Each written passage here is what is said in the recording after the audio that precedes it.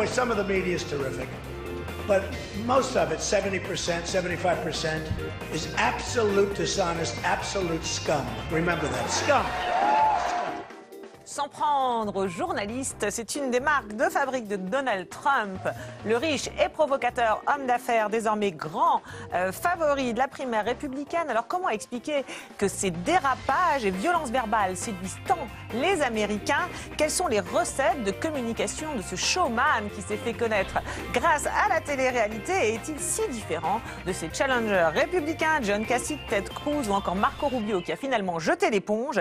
Pour répondre à ces questions et pour déshabiller en tout bien, tout honneur, celui dont on se demande s'il est un homme politique ou un homme de télévision, avec nous 4 invités. Bonjour.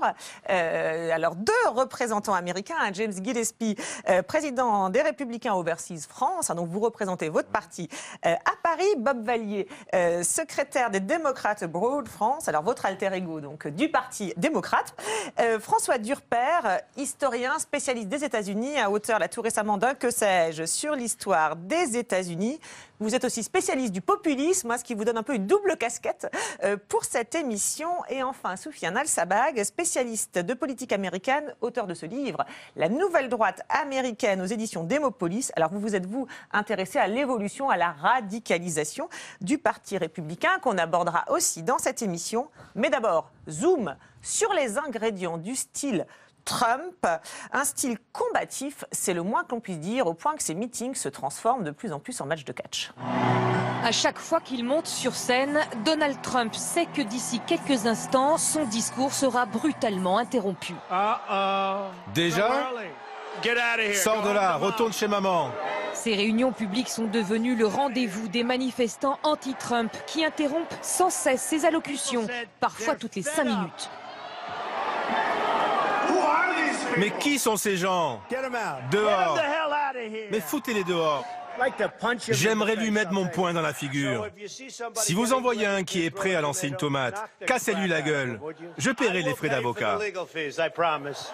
Une incitation à la violence qui provoque des dérapages. Voici un supporter de Donald Trump en train de cogner un manifestant. Voilà, il s'en prend à ses opposants qui de plus en plus viennent perturber ses meetings, comme il s'en prend depuis des mois aux journalistes, ses cibles préférées dont il attaque l'honnêteté, le professionnalisme. On l'a vu dans le teasing, mais pas seulement. Donald Trump facing new criticism for something he did on the campaign trail last night in South Carolina while defending his debunked claim that he saw thousands of Muslims celebrate the collapse of the Twin Towers here in New York. He appeared to mock a reporter with a disability. Take a look.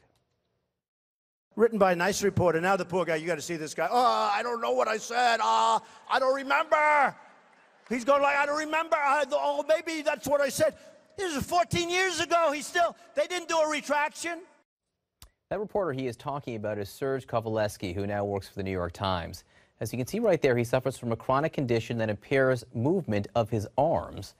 A Times spokesman says they find it outrageous that Trump would ridicule the man's appearance. Voilà, se moquer d'un handicap physique, il fallait oser.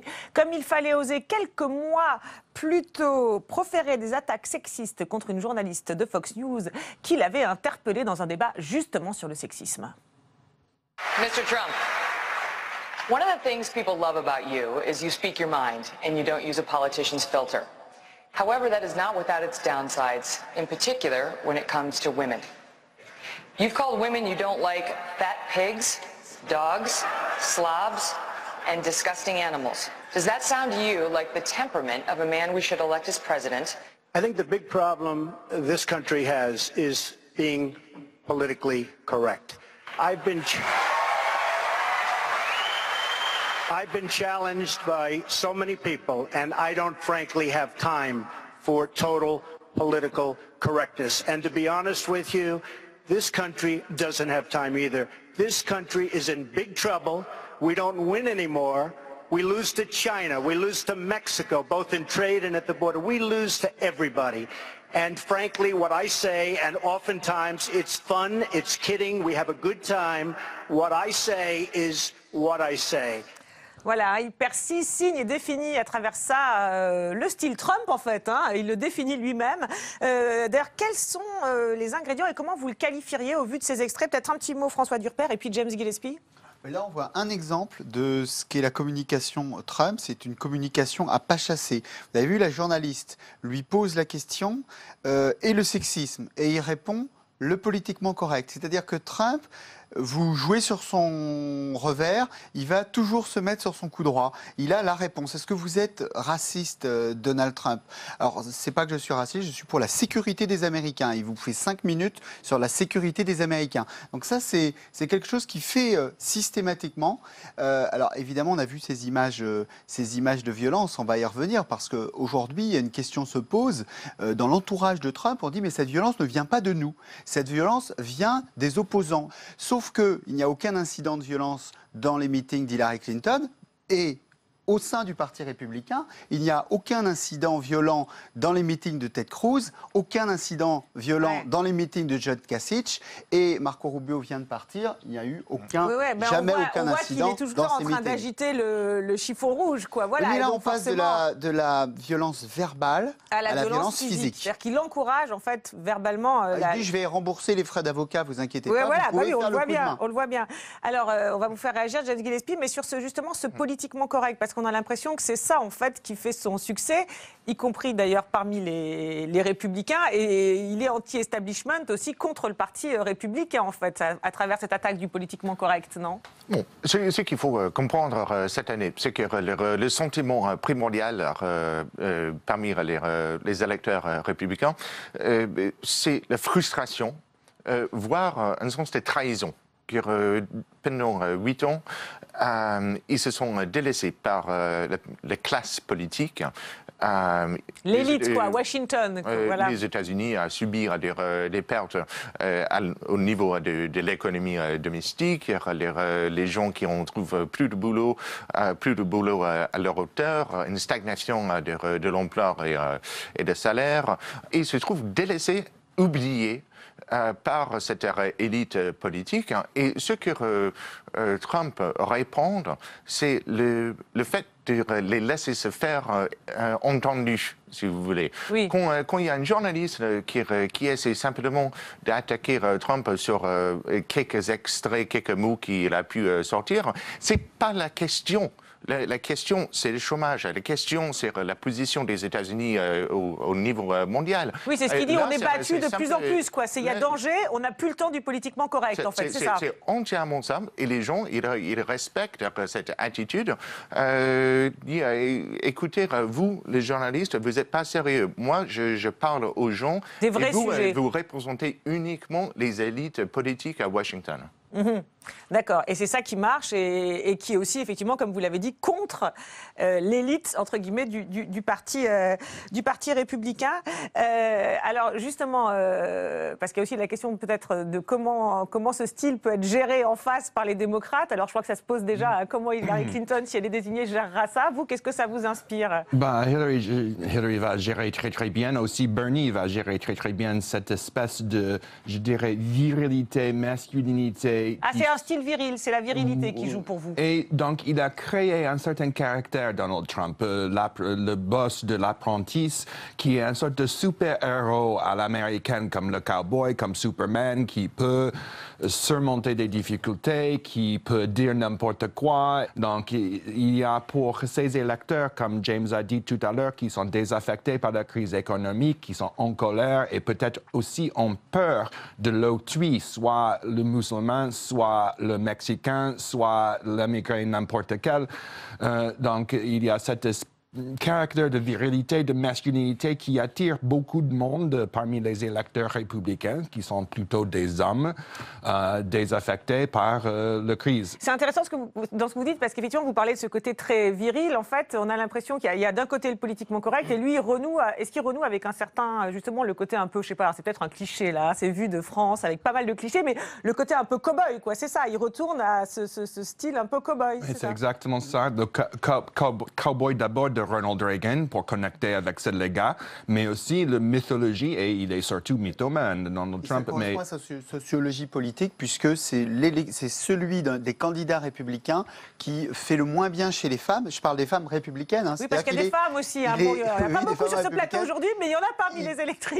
Voilà, il a environ de 30 à 20% de femmes dans chaque primaire. Donc il y a des femmes qui votent pour lui, mais beaucoup moins que pour Ted Cruz ou que pour les autres candidats. Le cow-boy, ça plaît moins aux femmes.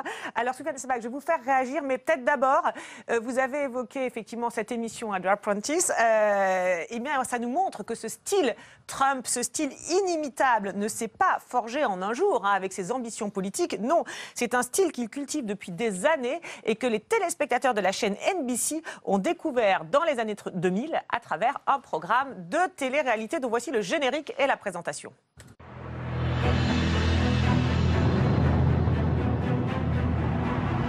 2 years ago it began, an economic crisis that swept the world and almost brought our country into another Great Depression.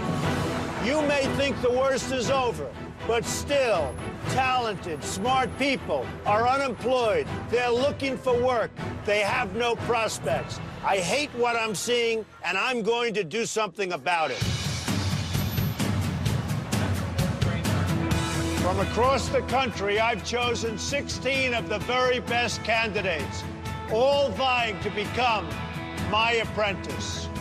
Voilà, alors le principe est simple, hein, il embauche des candidats à l'essai et puis comme toujours dans la télé-réalité, eh bien, il va s'en débarrasser au fil des semaines. Sauf que face à Donald Trump, on peut dire que le moment est assez douloureux pour les malheureux candidats. The problem is that Bradford made an impulsive decision.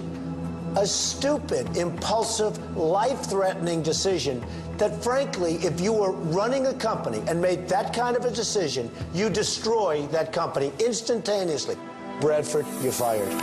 Oh, my God. Oh, my God. Oh, my God. Oh, my God. Go back up to the suite. Thank you for the time, Mr. Trump. Guess I won't make that mistake again. Voilà, alors se faire virer par Trump, du moins à la télévision, ça ressemble un peu à un exercice d'humiliation, tout comme jouer au catch contre lui, oui, au catch, lors d'un tournoi pour milliardaires en 2007, hein, où normalement, eh bien, chacun avait son catcheur, les milliardaires n'étaient pas censés se battre, mais avec Trump, cette règle est un peu oubliée.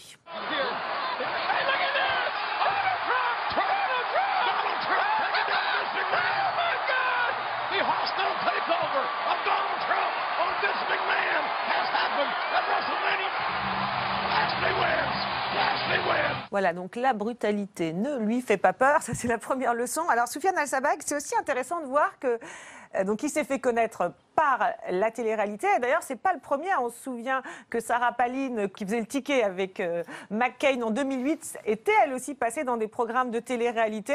Je veux savoir, c'était un ingrédient important pour réussir, notamment chez les Républicains, puisque visiblement chez les Républicains que ça se fait pas mal. Alors pour Palin, il y a une petite correction à apporter, c'est qu'elle a fait la télé-réalité après avoir été gouverneur. Et là, ce que Trump cherche, c'est à faire tout à fait l'inverse. C'est de dire, je suis hors du système, je suis différent, je ne suis pas un politicien, j'ai fait de la télé-réalité, je sais ce que c'est le business, j'ai parlé à des gens qui cherchaient du job, et donc c'est pour ça que ma candidature est valide, c'est pour ça que je serai un meilleur président que les autres. D'accord, c'est un vrai ingrédient. C'est complètement renversé.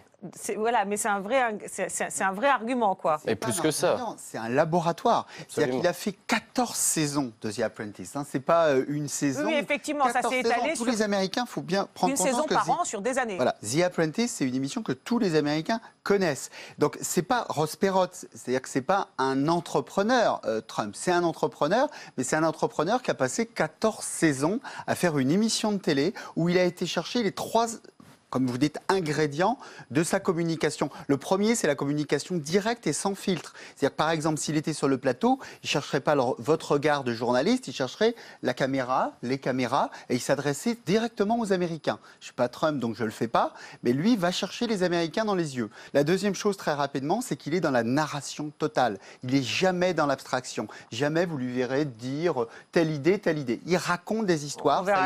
Il a compris ça très très bien. Et puis le troisième point, on le voit sur les images, c'est The Hater. C'est celui qui déteste. You're fired. Il a fait exactement la même chose avec Jeb Bush. Low énergie, tu n'as pas assez d'énergie, tu es viré. Le petit Marco, tu es viré. Ted Cruz bientôt. Moi, je veux mon combat de catch qu'avec Ted Cruz, tout seul. On se demande pourquoi, parce que stratégiquement, il vaut mieux qu'il divise les voix républicaines en ayant cassé. Non, il a dit, moi, je veux Ted Cruz tout seul, combat de catch, pour dire tu es viré. Il était sur le ring ou dans les affaires ou dans la télé-réalité, comme il est en politique. Oui, vous vouliez ajouter quelque chose, James Gillespie? C'est entièrement faux à dire que ce n'est pas un entrepreneur. Il a avant je termine ma phrase. Alors attendez, allez-y. Je termine ma phrase. C'était un entrepreneur avec beaucoup de différentes entreprises et activités. Je pense qu'on peut redire aussi que la gauche, de manière générale, en Europe comme aux États-Unis, aime bien envisager que ce qui se passe à la télé est en fait la réalité. On se souvient de Ronald Reagan. À l'époque, la gauche européenne et américaine disait non, ça c'est simplement un acteur. Regardons ce personnage qui joue dans les films. Gouverneur de Californie. Vous dites c'est un peu la même chose. Attendez, laissez-le finir. Jamais été élu. En fait, ce que ça apprend en étant acteur, c'est comment utiliser le média, le film, comment parler à l'appareil, comment parler aux spectateurs, et on voit que là, nous avons un candidat qui a totalement maîtrisé ce média. Le style pour vous, parce qu'on voit bien qu'il divise aussi dans le Parti républicain, pour vous, son style, ce que vous dites, donc son côté homme d'affaires et en même temps cette expérience des médias, ça va être un atout pour lui, ce qu'il a montré de lui avant, ça va être un atout ou un handicap pour la suite? C'est clair que c'est un atout. Moi, je ne suis pas là pour défendre Trump. Non, vous êtes là pour analyser, absolument. Et donc, mais je crois que pour les autres candidats aussi, on voit John Kasich, nous voyons Ted Cruz, qui était d'abord avocat procureur général du Texas. C'est des gens qui puissent parler aux gens d'une différente direction. Ce n'est pas simplement le renforcement des élites de Washington, mais vraiment un changement radical dans la structure du pays. Alors, un atout, vous dites, pour la suite de sa campagne. Alors, vous faites non de la tête, et puis on va vous faire réagir aussi après. D'abord, il faut rappeler que Donald Trump n'est pas Ronald Reagan. Donc, les républicains aiment bien invoquer le fantôme de Reagan à chaque reprise, et c'est clair que Donald Trump n'a rien à voir avec Ronald Reagan. Même moi, en tant que démocrate, peux apprécier la présidence de Reagan en quelque façon, et il n'y a rien en commun. D'accord. Et pourquoi ce sera un handicap alors? Pourquoi? Deuxièmement, sa carrière comme businessman n'était pas une grande réussite. La plupart de ses sociétés ont raté, ont faillite. Donc ça, c'est pas un très bon résumé pour être le gérant d'une grosse compagnie comme les États-Unis d'abord. Et ensuite, il n'est pas un caractère télévisé récent. Même quand j'étais enfant dans les années 80, il était déjà parodisé par Saturday Night Live. Il y avait déjà des caractérisations. D'accord, il était déjà un homme d'affaires très médiatique. Donc, il était toujours médiatique, il était toujours un créateur des médias, il était toujours un caricature. Et pourquoi c'est un handicap alors? Parce que c'est un spectacle au sens débordien. Hein? Et les gens font la part des choses, en même temps ils les lisent. C'est pas de substance, c'est juste de fluff. Et donc, il a créé un caractère qui est une campagne aussi, qui est finalement un divertissement. C'est entertainment. Un divertissement. C'est pas politique. Oui, mais en même temps, pour l'instant, on voit bien que ça marche. Donc, pour l'instant, c'est un atout. Vous dites ça va être... Ça marche parce que sa candidature en ce moment appelle au même public qui regarde l'apprenti. Le catch et l'apprenti. Donc, qui aime bien dire « you're fired », qui aime bien cette virilité, cette décision. Mais ça va pas durer. Je vais faire quelque chose. Dès que dans le générique de l'apprenti, il a créé des conditions de possibilité pour sa candidature. Je vais faire quelque chose. Donc, c'est moi décisif. C'est moi... Ouais, avec, Oui, juste pour répondre à ça.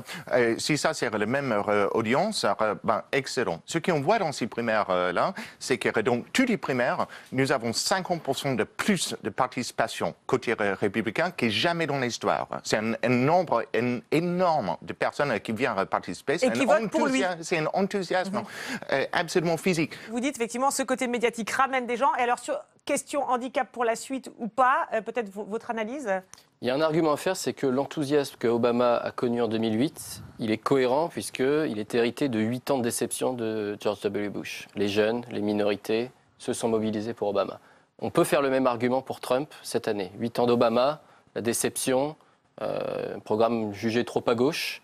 On se mobilise pour Trump qui représente une alternative crédible. La vérité, elle se trouve dans la carte électorale de 2012.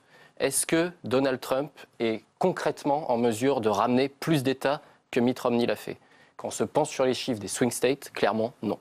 Il faudrait une troisième candidature. Viril ou pas, connu ou pas, émission ou pas, riche il faudrait un vrai argument politique concret pour dérailler la candidature d'Hillary Clinton, où Hillary Clinton explose en vol, ce qui est encore possible. Donc vous dites, d'accord, donc vous dites finalement ça ne suffira pas, il y a des arguments politiques, on viendra un peu après sur le discours politique, mais juste avant, il y a un point qui semble assez important aussi, c'est son côté milliardaire, homme d'affaires. Alors vous dites, il n'a pas toujours si bien réussi que ça, en tout cas c'est quelque chose qu'il met beaucoup en avant. Alors tout d'abord dans son émission, dans la fameuse émission de télé-réalité The Apprentice, eh bien c'est vrai que l'argent et la réussite sont un élément clé. Juste un petit extrait, ça se voit très bien dès le générique.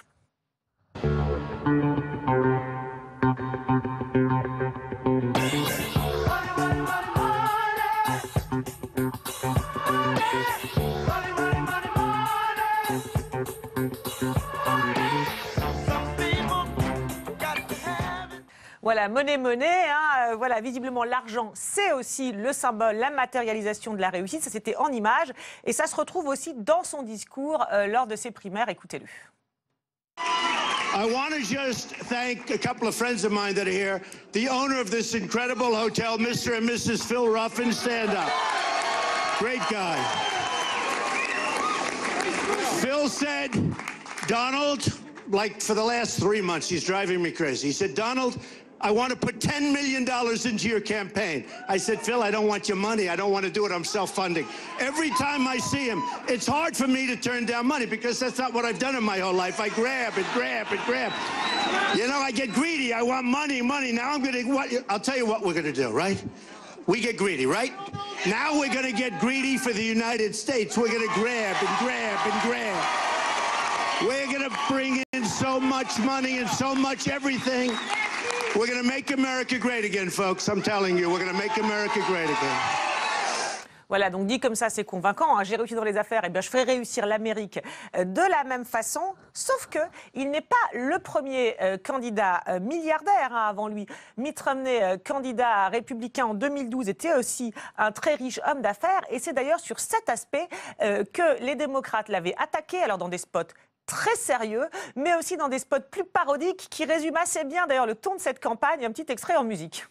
Hi, Romney! Hi, miss. Do you have something to hide? Well, yeah, jump in. I'm a Romney girl in a Romney world. Life is taxless. It's fantastic. Silver tip your hair. Tax shelters everywhere. Outsourced nation. Bain is his creation. I'm Mitt Romney. Let's go party. He's a boss millionaire with accounts everywhere. Won't disclose all the dough that he's banking. You can't see and agrees. We hate transparency. If you knew, we'd be screwed spanky spanky. He is rich. You are poor.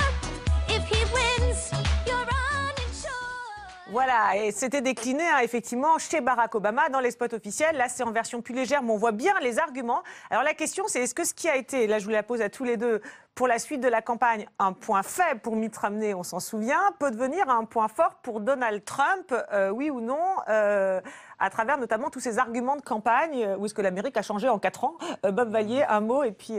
C'est beaucoup changé et c'est différent les deux. Donc, différent. Alors c'est quoi la différence? Donc ils sont tous les deux riches, c'est vrai, mais Mitt Romney était un créateur de la classe riche. Donc il a parlé de la classe riche, c'était ça, ses électeurs. Il était dans cette déconnexion, d'accord. Il était dans la déconnexion et il avait une sorte d'air un peu faible. Donc pas décisif, pas...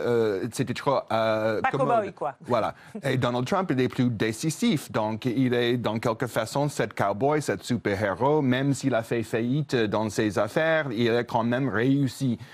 Donc il y a tout à fait une différence entre leurs personnalités. Et pour quelques raisons inexplicables à moi, la personnalité de Donald Trump parle beaucoup plus aux électeurs à fond républicains que celle de Mitt Romney. D'accord, donc ce sera plus dur de l'attaquer. Il ne pourra pas être attaqué. Vous dites ça marchera moins, quoi, de l'attaquer sur cet aspect. Oui. Vous êtes d'accord?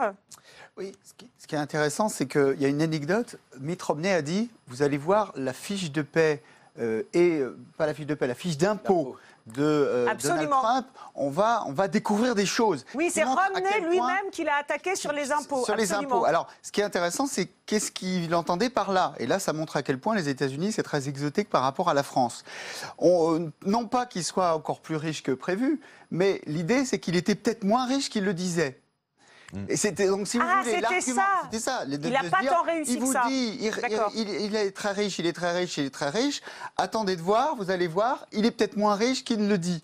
Donc ça montre que, vous voyez, l'argument « je suis riche, je suis un milliardaire », en France, ça ne serait pas un argument très pertinent. Oui, mais on voit qu'aux États-Unis, l'évasion fiscale et tout, ça avait été aussi... mais lui, il ne fait pas campagne là-dessus. Il fait campagne sur, par exemple, « je suis libre parce que je suis riche ». Oui, d'accord. Par exemple, les lobbies ne me financent pas, je finance ma propre campagne, je vais dépenser 2 millions par semaine, etc. Je suis libre. Non, mais c'est intéressant d'ailleurs ce que vous dites, parce que en fait, quand Mitt Romney l'attaque sur ses impôts, c'est pas pour dire qu'il cache de l'argent comme on lui avait reproché à lui, c'est pour dire qu'il n'est pas si riche que ça. Vous êtes d'accord? C'est ça l'argument, c'est là-dessus que ça va se jouer? C'est l'argument de Romney. Qui est quand même républicain, qui est quand même l'ancien candidat républicain. Je pense que d'abord, c'est un peu ridicule de regarder des caricatures faites par Obama il y a 4 ans, mais ce qui est vraiment intéressant cette année, c'est que les candidats avec des problèmes d'argent, c'est Hillary Clinton. C'est de savoir comment elle a fait des dizaines de millions de dollars pendant la période où elle était secrétaire au ministère des Affaires étrangères, où il y avait des pays étrangers qui ont contribué à la fondation dans laquelle elle est directement intéressée. Ça, c'est une question qu'elle ne peut pas vraiment. D'accord, le problème d'argent, ça va être plus pour elle. C'est pas la question d'argent, ce n'est pas du tout côté républicain, mais elle a beaucoup de comptes à rendre. Vous allez voter Bernie Sanders alors? Entre Hillary et Bernie, si moi j'étais un démocrate, je voterais Bernie, absolument. Oui, mais alors bon, pourquoi? Bon, on va pas faire l'émission de fond sur le débat.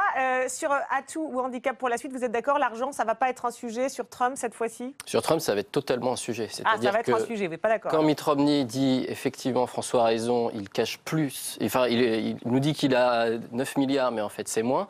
C'est pas tellement l'argument de l'argent que les démocrates vont faire, c'est l'argument de l'honnêteté. Du mensonge. C'est le mensonge, c'est ça qui va faire mobiliser la base démocrate. C'est en mettant en avant les mensonges de Trump, le fait qu'il ne réponde à aucune question, le fait que son programme politique est vide, le fait qu'il a attaqué les femmes, les musulmans, les Mexicains, tout ce qu'on veut, c'est ça qui va faire en sorte que les démocrates vont se mobiliser. C'est ça qui va faire en sorte que Hillary Clinton va recréer la coalition d'Obama en 2012, et dans ces conditions, 9 fois sur 10, Hillary Clinton va s'imposer. Alors, vous dites les mensonges et le programme. Alors, on va en venir au programme, justement. On va sortir des clips, on va en venir au dur, avec parfois, là aussi, des phrases choc sur les sujets sensibles, notamment l'immigration. Première phrase choc à l'été 2015.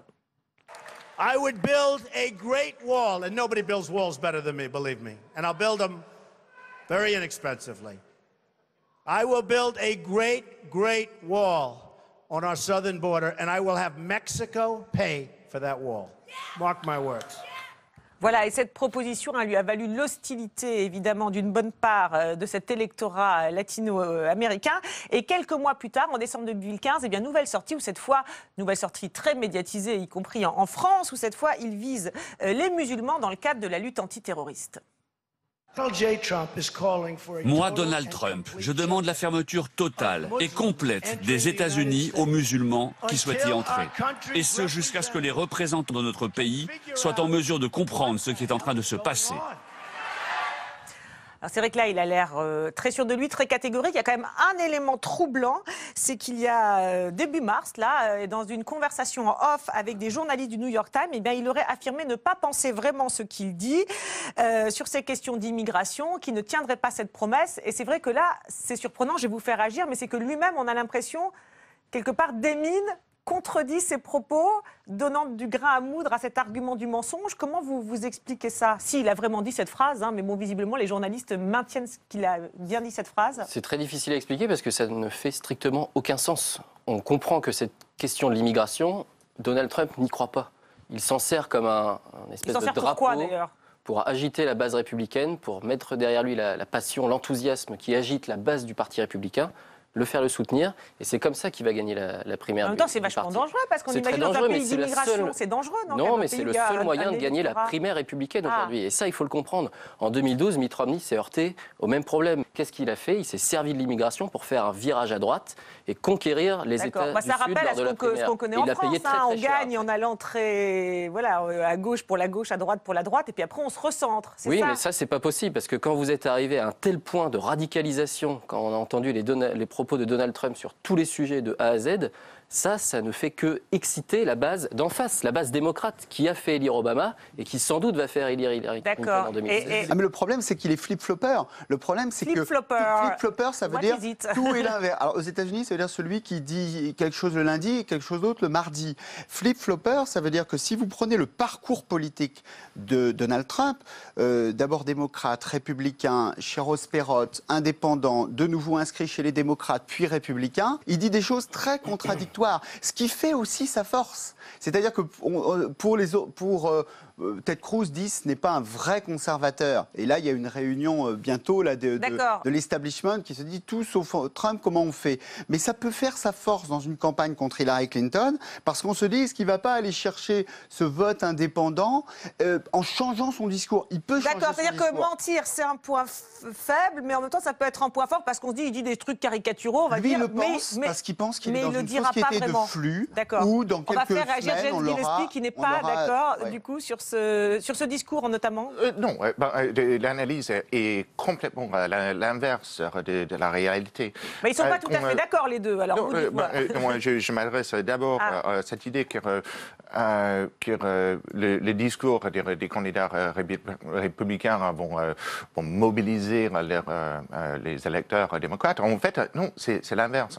C'est depuis 20 ans, 30 ans, où les médias et les élites à Washington racontent que si vous n'êtes pas d'accord avec une immigration illégale sans limite, vous êtes raciste.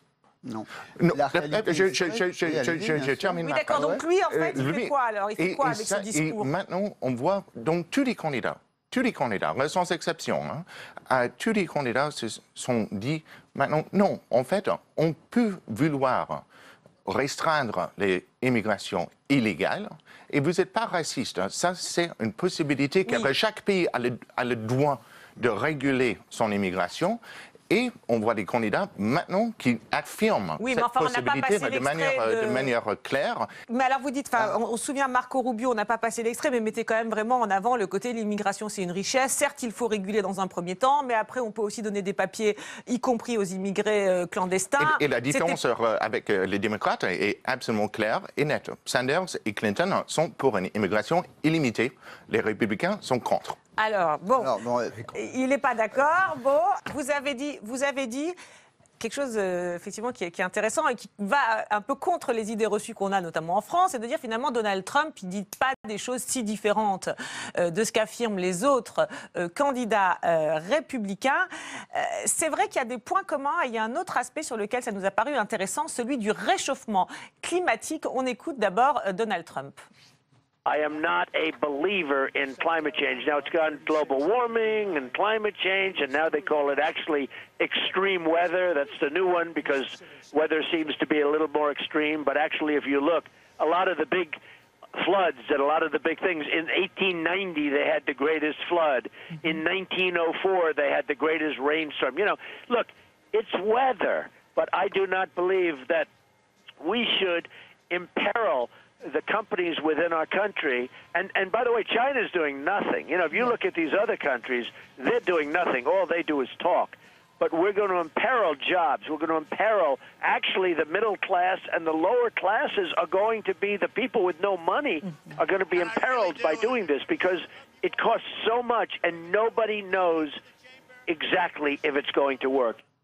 Voilà, donc il ne croit pas au réchauffement, puis il ne faut rien faire parce que les Chinois font rien, dit-il. Et c'est vrai que ces arguments, on les a retrouvés dans la bouche de ses compétiteurs républicains. The problem with this debate is it is driven principally by people with partisan agendas in Washington that are disconnected from the science and the data. Satellite data show for the last 17 years, there has been no significant recorded warming. None. Now, that's a real problem because the whole basis of global warming alarmism was based on computer models that showed there was going to be significant warming. And the problem is the satellites, when they're measuring the temperature, it's not happening. Every proposal they put forward are going to be proposals that will make it harder to do business in America, that will make it harder to create jobs in America. Single parents are already struggling across this country to provide for their families. So we are not going to destroy our economy. We are not going to make America a harder place to create jobs in order to pursue policies that will do absolutely nothing to change our economy, to change our climate, to change our weather, because America is a lot of things. The greatest country in the world, absolutely. But America is not a planet. And we are not even the largest carbon producer anymore. China is. And they're drilling a hole and digging anywhere in the world that they can get a hold of. So the bottom line is, I am not in favor of any policies that make America a harder place for people to live or to work or to raise their families. Quant à John Kasich, lui, il dit que l'homme participe au réchauffement climatique, mais qu'il ne sait pas dans quelle proportion. Donc, ajoute-t-il, il ne faut pas surréagir. Donc, on voit bien une certaine uniformité, unanimité dans ce discours des Républicains qu'on retrouvait d'ailleurs déjà en 2012 dans la bouche de Mitt Romney. President Obama promised to begin to slow the rise of the oceans.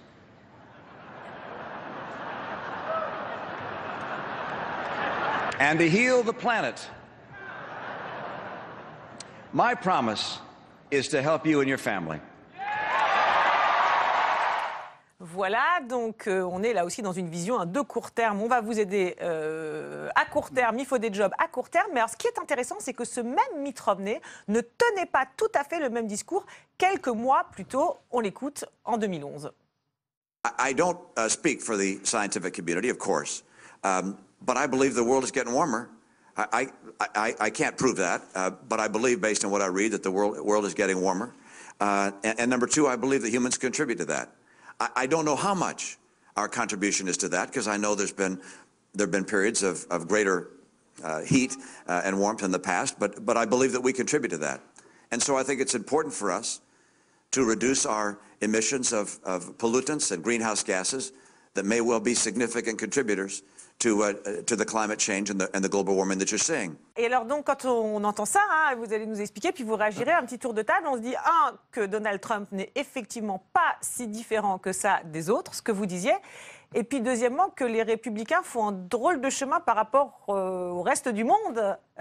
C'est ça qui est surprenant aussi dans ce discours. C'est ce qui est très intéressant. Vous qui avez analysé leur rhétorique. Complètement sur le changement climatique, ça vous prouve que le Parti républicain est en train de mourir, complètement déconnecté des réalités, va le payer très très cher électoralement et vis-à-vis du monde a une position qui est strictement incompréhensible. En 2008, John McCain se présente à la présidence face à Barack Obama et nous dit « Je crois en réchauffement climatique, je pense que l'humain a une responsabilité dans ce mouvement et je propose la taxe carbone. » Il était en faveur de ça.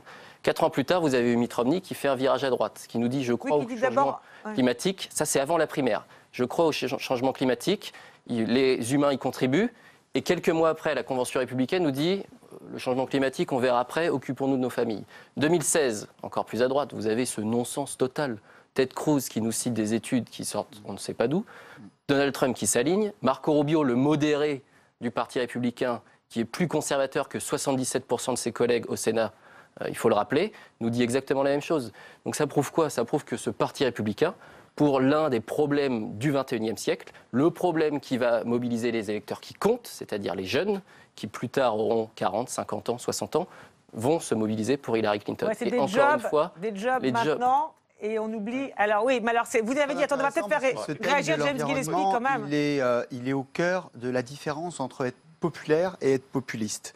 Être populaire, c'est s'adresser au plus grand monde. Être populiste, c'est flatter le plus grand nombre. On voit bien que sur cette thématique de l'écologie, le Parti républicain se dit qu'est-ce que veut entendre la base républicaine sur cette question-là. Il veut quoi? Il veut du court terme, quoi. Il veut des jobs aujourd'hui, tant pis pour demain. Et là, cette campagne, elle est très fortement trumpisée. C'est-à-dire que sans Trump, qu'est-ce que le Parti républicain en même temps, on voit bien que Romney le disait déjà. Hein. Déjà, évidemment. Alors attendez, on va laisser James Gillespie répondre. Parce que là, il y a quand même, c'est vrai que c'est intéressant, cette évolution du discours. Qu'est-ce que ça vous inspire? Au sein du Parti républicain et contre des restrictions sur le gaz de serre, etc. Ça, on a compris. Donc, Et bon, si on dit populaire, populiste, etc., quand on fait des sondages, les préoccupations sur le changement climatique et peut-être la préoccupation numéro 14 pour les électeurs, de gauche, de droite, démocrates, républicains confondus. Les gens qui comptent, les gens... D'accord, mais justement, on va dire si c'est la préoccupation numéro 14, si c'est la préoccupation... Oui, mais même si c'était la... Chez les démocrates, c'est vrai que chez les républicains, c'est assez bas, les préoccupations écologiques sont plutôt basses, chez les démocrates, c'est plutôt haut. D'accord, mais on pourrait se dire, à la limite... c'est la même chose, ça c'est factuellement Attendez, faux. mais à la limite, on pourrait dire, si c'est une préoccupation assez basse, d'autant plus pour être audacieux. Ce qui est le plus important, c'est l'économie. Oui, d'accord. Voilà, oui, mais l'économie n'est pas contradictoire avec l'écologie. Non, mais après, on va pas faire un débat de fond. Mais je peux juste...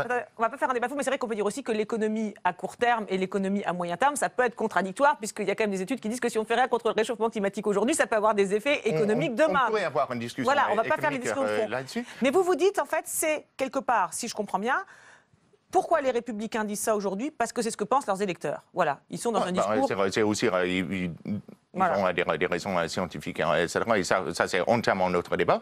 Mais c'est aussi une position qui est soutenue par la majorité des électeurs du parti. Mais comme l'a dit Soufiane Essalag, c'est vrai que c'est étonnant de voir cette évolution qui est un peu à front renversé. Enfin, nous, vu de France, c'est vrai que c'est ce qui nous étonne, quoi. Elle concerne le changement climatique, mais elle concerne virtuellement toutes les questions de politique intérieure aux États-Unis. Vous prenez l'avortement, où John McCain avait un passé plutôt pro-avortement, Mitt Romney était pour l'avortement dans certaines conditions, et Marco Rubio, le modéré de cette primaire, nous dit « je suis contre l'avortement ». En même temps, comme dit James Gillespie, ils répondent à leur électorat qui s'est peut-être radicalisé aussi. C'est entendu, mais dans ce cas-là, il faut parler de ce sujet qui compte. Est-ce que cet électorat radicalisé correspond à la réalité politique américaine, celle qui compte, celle de novembre? Et est-ce qu'on peut gagner les élections en étant populiste? C'est vrai que... C'est-à-dire qu'en fait, en parlant à cet électorat radicalisé, on se coupe, on se coupe de l'ensemble des Américains. C'est ça la différence. Moi, c'est pas pour... J'attaque pas un parti particulièrement. Quand je l'ai dit, différence entre... C'est très intéressant d'être populaire.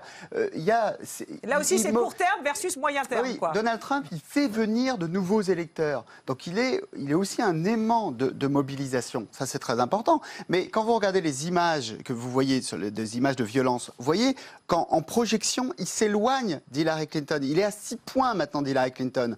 Donc, je pense que sur la deuxième partie de campagne, qui est la campagne générale, et il faudrait pour les Républicains que Donald Trump ait raison, c'est-à-dire que les Américains ne sont pas des citoyens mais des téléspectateurs qui oublient son discours Trump versus 1 et qui n'écoute que Trump versus 2. Parce que Trump versus 2, ça ne sera pas le même discours. Qui s'édulcorera. On se voit en septembre, il va s'édulcorer. Alors, on se verra en septembre, on verra effectivement comment ça a évolué. Il refusera pas de condamner le Ku Klux Klan en septembre et il fera pas des tweets. D'accord, alors vous prenez, attention, vous faites un pronostic, vous prenez un risque, vous aussi,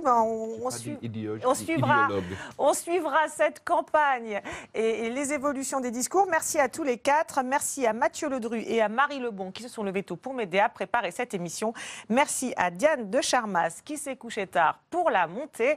On se retrouve la semaine prochaine à l'antenne et tous les jours sur le site de Public Sénat pour voir et revoir tous les déshabillons-les. Mais là, il y a un calendrier électoral qui est différent par rapport aux autres années. C'est-à-dire qu'on va commencer la campagne fin juillet. Donc on va avoir un mois de campagne. Et alors, ça va changer quoi? Il n'y aura pas cette phase de purgatoire, cette phase transitionnelle. Cette phase où on peut oublier ce qui a été dit. Oublier un peu. On part en vacances. Obama même va à Hawaï, tout ça. Tout le monde part en vacances. Et on revient tout frais. On n'est plus le candidat de la primaire. On arrive en étant le candidat républicain ou démocrate.